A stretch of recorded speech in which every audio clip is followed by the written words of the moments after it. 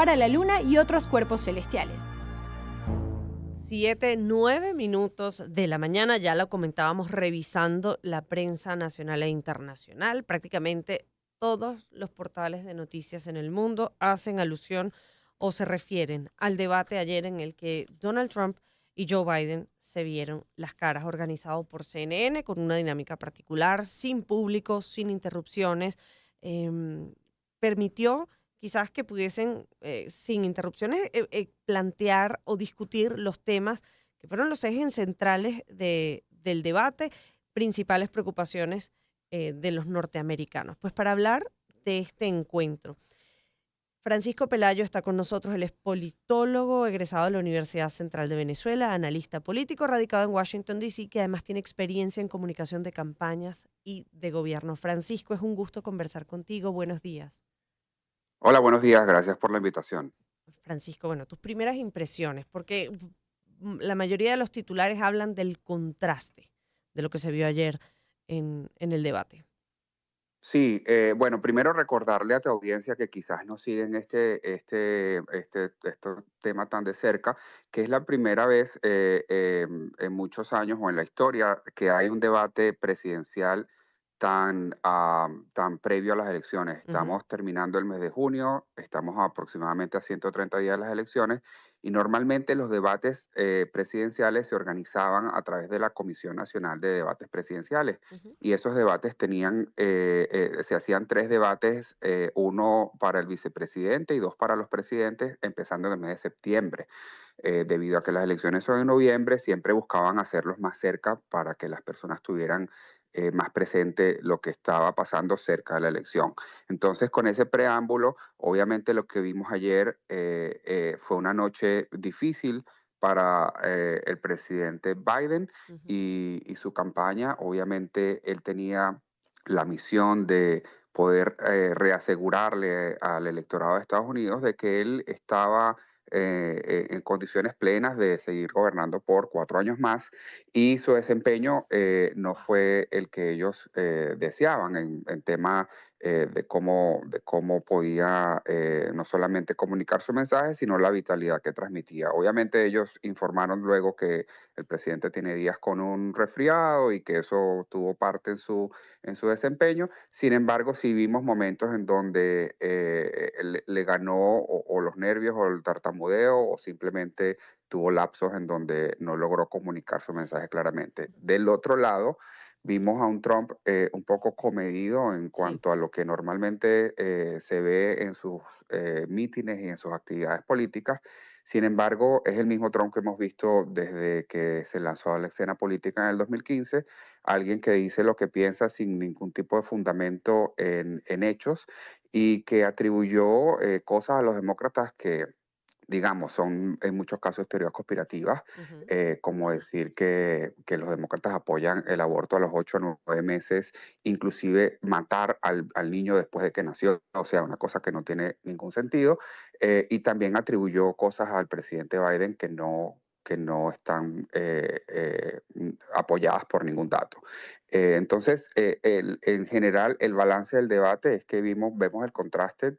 Trump sigue siendo Trump y nos está mostrando de que puede estar comedido, pero su pensamiento es lo mismo. Ujú. Y por el otro lado tenemos un Biden que tenía muchos más datos de lo que quería aportar en cuanto a sus políticas o lo que ha hecho su administración. Sin embargo, tenía un problema con la capacidad de Sí. mostrar esa vitalidad y de dialogar con lo que eran sus propuestas. Entonces, también hay otros puntos con el debate de los que podemos hablar, como el tema de que no hubo ningún tipo de fact-check o de chequeo Ujú. de verdades o mentiras en el momento, que creo que fue algo que la cadena que hizo el debate tuvo no sé, una pérdida Sí. de la posibilidad de poderlo hacer en el momento. Y lo otro es que es muy extraño ver un debate como el de ayer, en donde está todo tan controlado, Sí. donde no hay una audiencia. Normalmente los debates son más animados porque también al tener una Ujú. audiencia los candidatos pueden ir teniendo un pulso de cómo está haciendo su delivery, de lo que ellos están diciendo. En cambio, esta vez era como era como una pregunta, respuesta, y ni siquiera la oportunidad de tener el micrófono abierto y de hacer esos intercambios un poco inesperados, muchas veces han sido los que les han dado a los candidatos la oportunidad de resaltar algo. Claro, porque además, más allá de estas cosas que has señalado sobre este debate que lo hacen tan particular, el hecho de que sea tan temprano en la carrera presidencial, el formato sin público, sin posibilidad de interrupciones, estamos hablando de un Trump que no es un Trump cualquiera, es un Trump que acaba de ser declarado culpable de 34 cargos y pareciera que el discurso de Donald Trump sobre todo por lo que decía en el debate, está planteado como él contra la institucionalidad. Sí, ese es otro tema que vimos durante todo el debate en donde Trump una y otra vez le decía a Biden que él lo había acusado como Ujú. si el presidente Biden fuese el que está a cargo del Departamento de Justicia. Y es importante recordarle a la audiencia que el Departamento de Justicia y el sistema judicial en Estados Unidos es muy independiente y autónomo y existen ciertas líneas que no se cruzan. Entonces, inclusive cuando estamos hablando de todo esto, que el presidente tiene 34 cargos de los cuales fue hallado culpable, primera vez en la historia que hay una persona en la candidatura presidencial que es culpable de delitos federales. Pero también está pasando todo esto al mismo tiempo que está pasando un juicio en contra del hijo del presidente. Sí. Entonces, si el presidente tiene la capacidad de manipular el sistema judicial, también pensaría alguien que lo manipularía a favor de su hijo y de que ese juicio no existiera. Y el hijo Ujú. también está siendo encontrado de cargos federales y todavía falta conocer cuál será su sentencia. Entonces, el apuntar a todo lo que apuntó Trump, en realidad es una manera de tener a su base contenta, es la manera de seguir buscando el apoyo de esas partes extremistas que tanto en el Partido Republicano como en otros factores que están por fuera del Partido Republicano, pero que los vimos actuando en el 6 de enero y en otros momentos, están apoyando la candidatura de Trump y que simplemente lo ven como un tema de una necesidad de ganar esta elección para poder vengarse de quienes fueron sus enemigos durante los últimos años, poder rectificar, perdonar a las personas que pasaron, estuvieron en el 6 de enero y muchas otras cosas que no tienen en realidad una agenda para los Estados Unidos. No vimos de Ujú. parte de Trump una propuesta específica, esto es lo que voy a hacer para las familias, esto es lo que voy a hacer, sino su discurso xenófobo contra los inmigrantes, su discurso en contra de las alianzas internacionales que son tan importantes en un momento como ahora, en donde Rusia quiere Sí. seguir extendiendo su territorio, su discurso en contra de todo lo que tiene que ver con cualquier tipo de derecho para las mujeres y que luego irán por los derechos de otras personas. Entonces, las propuestas, en realidad los debates que no tienen propuestas se convierten simplemente en una retórica en donde los electores quedan como un poco vacíos de qué es Ujú. lo que es mejor para mí. Que justamente ese es uno de los temas en el que se veía más contraste en sus posiciones, tenía que ver con OTAN, con Ucrania, con el apoyo a Europa. Eh, Quizás hay noción para los americanos de a pie, comunes y corrientes, de lo que supondría, por ejemplo, abandonar la OTAN, porque el tema económico, quizás Trump insistía mucho, y Biden también, en la necesidad de mantener esas alianzas, a pesar de que Donald Trump decía que Joe Biden era el responsable del desprestigio internacional de los Estados Unidos. Sí, bueno, ahí también hay que hacer un fact check. Trump dijo que Estados Unidos le ha dado más dinero a Ucrania que Europa y eso no es real. Y creo que lo que tú preguntas es esencial. Cuando pierdes la memoria de tu historia, estás obligado a repetirla. Y la OTAN y las Naciones Unidas fueron organizaciones internacionales que se crearon por liderazgo de los Estados Unidos luego de la Segunda Guerra Mundial para poder mantener un orden mundial de paz, pero también en ese esquema, Estados Unidos con ese liderazgo está estableciendo el norte de lo que es el orden mundial. Entonces, eso obviamente viene con un precio, pero no solamente viene con un precio de cuánto pagan los Estados Unidos y cuánto aporta estos organismos internacionales, sino también de lo que son los aportes con militares y con soldados. Por ejemplo, en el caso de la OTAN o de las Naciones Unidas, Estados Unidos no tiene tropas en ninguno de estos países. Otros países sí tienen tropas en conflictos porque ellos no aportan quizás el dinero, pero aportan sus soldados. Entonces, cuando te pones a ver en la balanza, si Estados Unidos da más dinero, pero los otros dan más soldados, ¿qué es más valioso, el dinero o las vidas Sí. de los soldados? Y al nivel de lo que está ocurriendo en el orden mundial, creo que el electorado de Estados Unidos no está consciente del impacto que tiene situaciones como las que están ocurriendo en Rusia un mundo globalizado.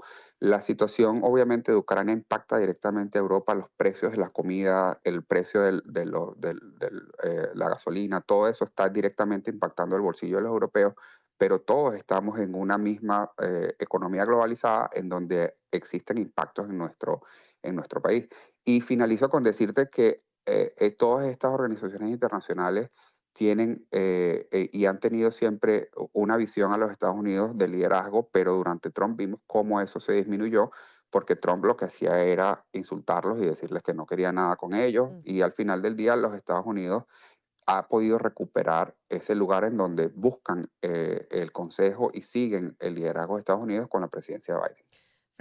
Francisco Pelayo, politólogo, analista político radicado en Washington, que además se especializa en comunicación de campañas y de gobierno.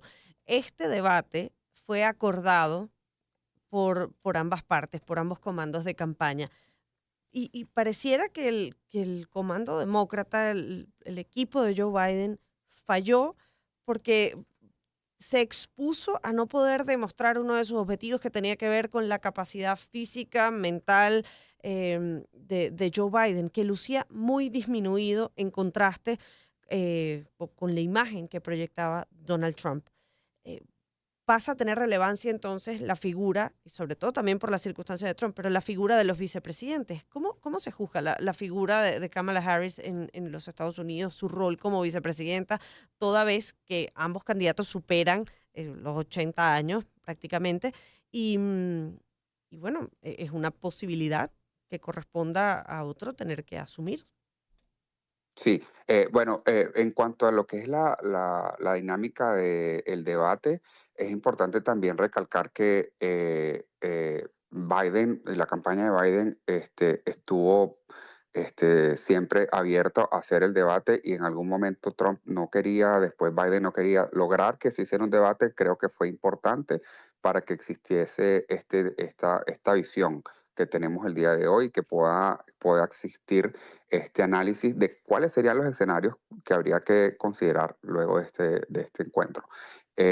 Sí, como decías, el objetivo de mostrar una vitalidad, y yo lo decía al principio también, no fue lo que lograron. Sin embargo, el presidente al principio tuvo un comienzo un poco más lento al final, en algunos puntos tuvo sus altos y bajos, pero en líneas generales no fue la mejor noche para la campaña de Biden. Y eso es lo que ha hecho Ujú. voltear la mirada hacia los vicepresidentes o hacia cuáles serían las opciones.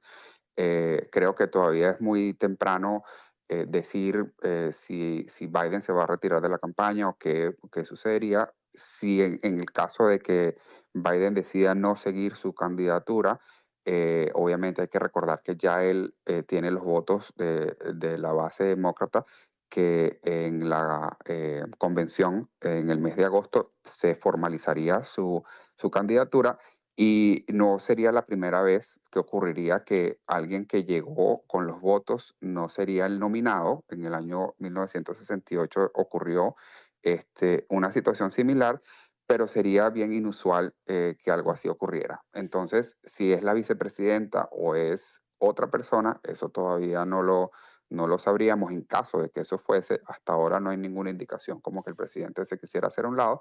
Pero yendo al punto de la vicepresidenta Harris, es alguien que ha tenido eh, eh, una relación un poco difícil con la prensa, y ha tenido también momentos en donde ha sido criticada muchísimo, como no ha sido ningún otro vicepresidente. La vicepresidenta Harris es una persona súper calificada que empezó su carrera en California, y fue ascendiendo. y yo no tengo dudas de que ella pudiera ser presidenta. Sin embargo, hay cosas con respecto a tener una mujer presidenta que personalmente creo que este país todavía no está listo y que la crítica que ella recibe muchas veces es una crítica muchísimo más exhausta de lo que se haría con un hombre. Entonces, no Mm. sé si allí hay todavía rasgos que pudieran haber de juzgar a una mujer distinto con hombre, pero creo que la vicepresidenta Harris no sería la persona que aglutinaría Ujú. el apoyo que se necesitaría para ganarle a Trump. Creo que el playbook o la estrategia que se hizo en el 2020 de tener a un hombre blanco de una edad similar a la de Trump que lo pudiera confrontar de tú a tú, fue lo que hizo, o fue un factor determinante, y creo que en el caso de que llegasen a considerar sustituir el candidato, creo que deberían buscar a alguien que pueda medirse más de tú a tú y que no sea el objetivo de los ataques por parte de Trump, como lo vimos con Hillary Clinton, en donde eran unos ataques muy nocivos en contra de ella por ser Sí. mujer. Pero tampoco hay otras figuras que uno diga que es obvio, es una perogrullada, que sería el relevo en el Partido Demócrata. Pero te pregunto, por la figura del vicepresidente de Donald Trump, ¿se sabe algo? ¿Hay sospechas, indicios de quién podría ser la fórmula para su candidatura? Porque entiendo que hay particularidades legales con todo lo que está enfrentando Trump y la culpabilidad de estos 34 delitos en el juicio hace apenas un par de semanas, que quizás le darían más relevancia al rol que podría tener un vicepresidente. Sí, claramente. Y el presidente Trump todavía tiene otros juicios que están en curso que posiblemente terminen en lo mismo que terminó el primer juicio. Y la sentencia de su primer juicio saldrá el 11 de julio. Entonces, no sabemos si lo van a sentenciar solamente a una multa o inclusive si lo sentenciarían a tener algún tiempo en prisión. Entonces, ahí hay todavía muchas preguntas sin respuesta. Sí, creo que el tema de elegir un vicepresidente para el presidente Trump es un tema que tiene que ver no solamente con la posibilidad de que él no pudiese cumplir un periodo, aunque no sabemos si eso será así, pero creo que lo que le está jugando es como a tratar de atraer minorías Ujú. que históricamente han apoyado al Partido Demócrata. Entonces él está jugando con la idea de Tim Scott, que es un senador de Carolina del Sur, que es afroamericano, está jugando con la idea de Marco Rubio, que lo conocemos bien, senador de la Florida, latino, cubanoamericano. Entonces, ahí como también como tirándole una puntita a estas comunidades, los hispanos y a los afroamericanos, como para que apoyen su ticket. Sin embargo, no sabemos cuándo lo va a anunciar. Decían ayer que posiblemente lo anunciaba hoy, han dicho que también lo anunciaría en la convención, entonces eso no se sabe. Y con respecto a la generación de relevo en el Partido Demócrata, creo que sí existe una generación de relevo. Lo que pasa es que, y esto yo se lo explico a veces a otras personas, cuando tú tienes un presidente, cuando tú tienes una institución tan establecida como la presidencia de los Estados Unidos, no cualquiera le hace un challenge o le hace no se opone al Ujú. presidente. Y existen muchas personas que están en cuadros menores o gobernadores, senadores o congresistas, que hay una generación de relevo y una generación de relevo muy diversa. A diferencia del Partido Republicano, que tienden a ser más blancos y mayormente hombres, en el Partido Demócrata tienes mujeres, hombres de distintas preferencias sexuales, de distintas historias, inmigrantes, blancos, negros, o sea, hay una diversidad que representa al país, pero estamos en una situación en donde sí, lamentablemente en el año 2020 nos vimos en la posición en donde el liderazgo que salió adelante y la base demócrata eligió fue el presidente Biden, que sí es una generación anterior y que no, quizás no da ese aire de futuro, que es lo que creo que el país necesita en este momento. Sí, la cosa es que habría que plantearse ese escenario que quizás em, sería típico de que no fuese Joe Biden el abanderado, porque tiene impacto, más allá del contenido y las ideas que plantean cada uno, tiene impacto la imagen.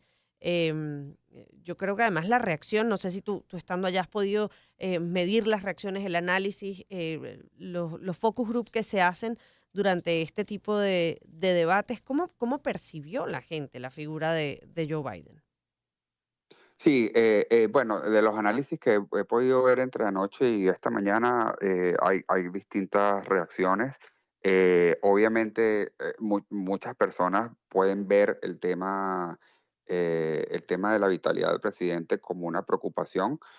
Sin embargo, también muchas otras ven el tema de Trump y sus mentiras como una preocupación y la capacidad que él tenga de gobernar. eh, Va más allá de que sea vital o no. Y también, pues, el tema de Biden, creo que tiene que ver mucho con las personas que se rodean, o con las que él se ha rodeado, mejor dicho, y donde vemos una administración que en los últimos 3 años y medio ha tenido muy pocos, secretarios o ministros que se han ido. Es una administración que ha sido muy estable, cuando la administración de Trump tenía personas que entraban y salían. Y ahí también yo siempre lo he dicho, cuando eliges un presidente no solamente estás eligiendo un presidente, sino que estás eligiendo a las personas que están con él en su equipo y en su administración. Y el equipo que tenía Trump era como él, un equipo caótico en donde no lograron muchas victorias legislativas porque no eran capaces de comprometer y de negociar con el Congreso, no lograron hacer ni siquiera muchas de sus promesas de campaña, porque no sabían cómo manejar el sistema.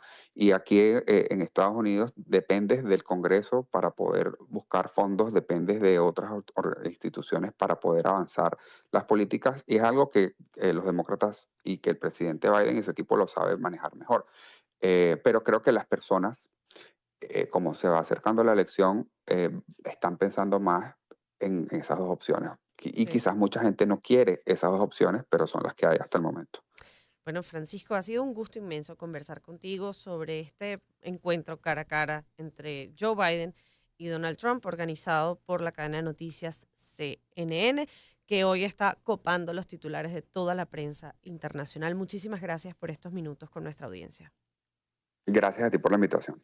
Francisco Pelayo es politólogo de la Universidad Central de Venezuela, radicado en Washington, D.C., tiene experiencia en comunicación de campañas y de gobierno.